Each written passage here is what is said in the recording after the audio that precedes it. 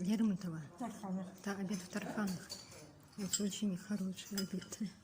Кусочек хлеба с булочками. Обед. Красиво, прям какая-то аллея. Красиво, мы еще тут не были. Сейчас пройдемся.